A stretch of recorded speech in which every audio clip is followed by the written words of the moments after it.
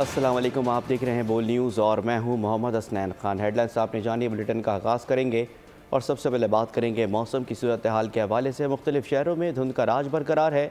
हद निगाह इंतहाई कम हो गई। पेशावर से रशकई तक मोटरवे हर किस्म की ट्रैफिक के लिए बंद। मोटरवे M2, मोटरवे M3 और मोटरवे M4 पर गाड़ियों का दाखिला बंद कर दिया गया।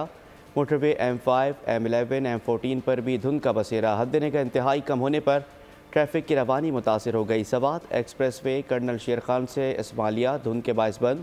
मोटरवे पुलिस की ड्राइवर्स को फॉग लाइट्स इस्तेमाल करने की हिदायत। अवाम को गैर ज़रूरी सफ़र से गुरेज का मशवरा। कहा कि इंतहाई ज़रूरत में तेज़ रफ्तारी से परहेज़ करें और अगली गाड़ी से मुनासिब फासला रखें।